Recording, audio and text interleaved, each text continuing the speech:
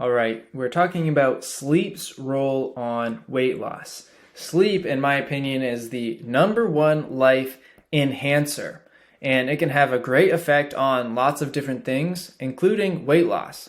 But it can also be one of the number one life dehancers if it's bad enough. So we are going to talk about it. In particular, we're going to talk about how it affects weight loss.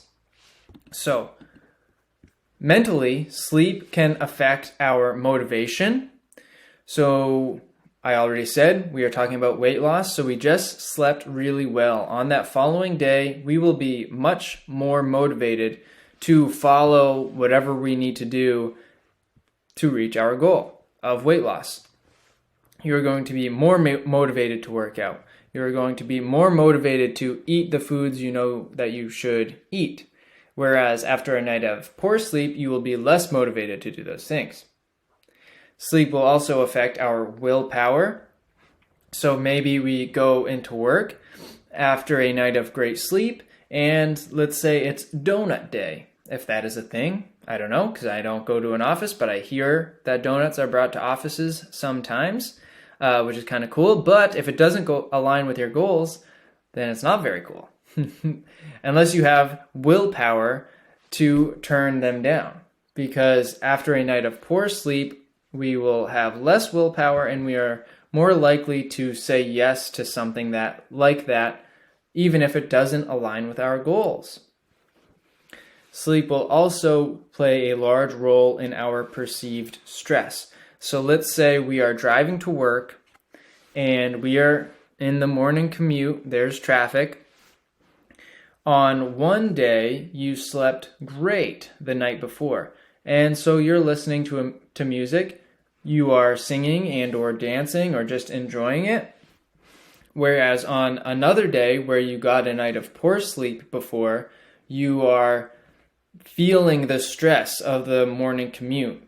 You know, there's traffic, people are cutting you off, you're cutting people off, maybe you're beeping. That is the difference that sleep can play in literally the exact same scenario day to day. And I don't know about you, but I would much rather enjoy that commute to work, listening to music, than feel that stress of the morning commute. And I'm sure we have all felt a scenario like that. I know that this happens to me. I hope I'm not the only one. But anyways, so that's mental. Here's physical. Our overall energy levels. When we have a night of great sleep, we are much more likely to just move throughout the day. If we do work out that day, we will not only have more energy for that workout and go harder, but we are more likely to just move throughout the day. Maybe we'll go for an extra walk with the dogs, or instead of when you get home from work, maybe you would typically watch TV. Instead of doing that, maybe you do another hobby that requires more movement. More movement equals more energy burned, which leads to weight loss. Whereas after a night of poor sleep, we all know our energy is going to be decreased and we are going to be much less likely to get added movement in. We're going to have less energy for a workout if we do work out, and we are going to have less energy to move throughout the day. As for our hormones, I apologize if you hear my dogs barking in the background. As for hormones, as we sleep, our hormones are regulated in one way or another depending on how our sleep is. So I'm just going to use growth hormone as an example. So as we sleep, growth hormone should increase if we're sleeping well.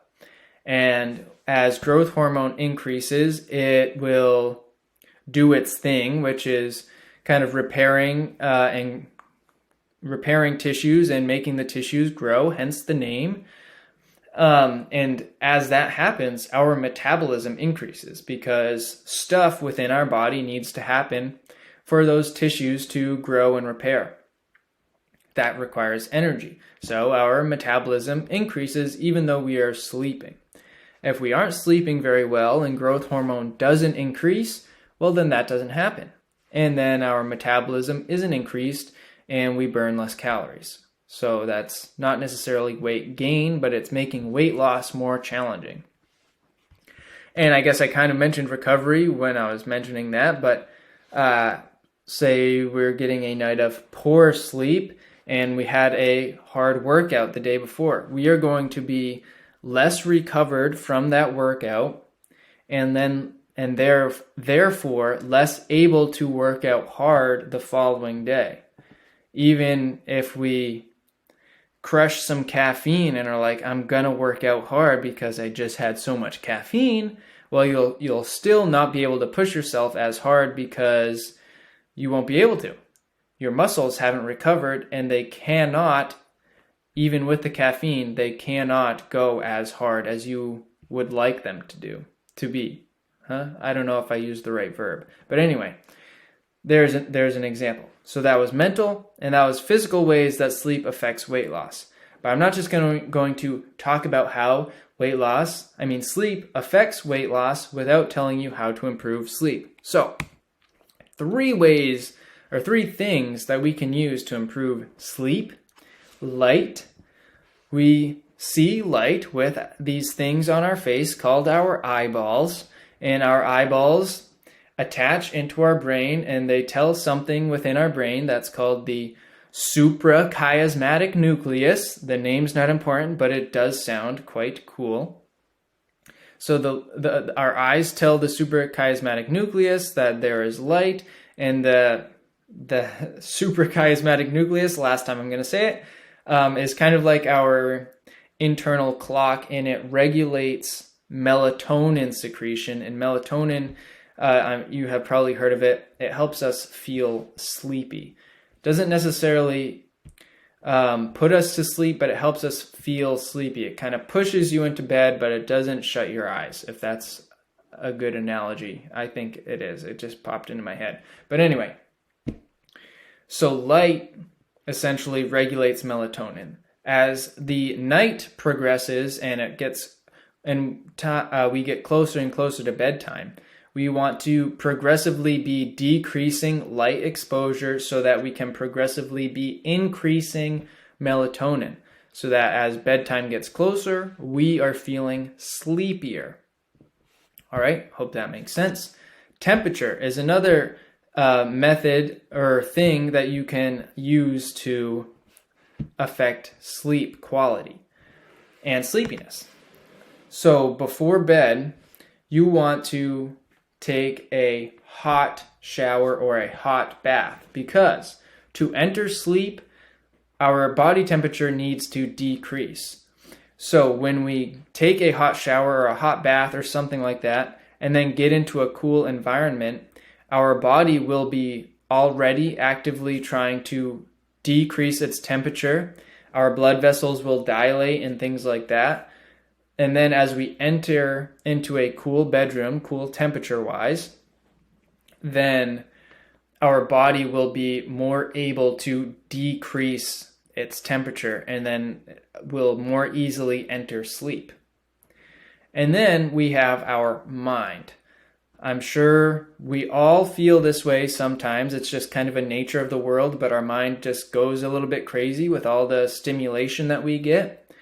So we need to get rid of or calm down all of that stimulation. And I have 2 things that are my favorite methods: logging or journaling, whichever word you want to use for that. Taking what is in your mind and kind of getting it out on paper or your computer or whatever. That way that when you're in bed, you're not thinking about it. And if you need it in the morning, you know exactly where it is. So that's one method that I do like, but I prefer to read. That's my main method to calm my mind before bed. I read in bed, and it just kind of helps my mind focus on one thing and kind of slow down, because I'm a slow reader. So it helps me focus on one thing and slow my mind down, and just kind of forget about all that other stuff that might be going on. So that's what I prefer to do to calm my mind in preparation for sleep. That way, when I do hit the lights, my mind isn't kind of jumping all over the place, right? So there you go. That is how sleep can affect weight loss, and a couple ways that you can improve your sleep. If you have any questions, please let me know.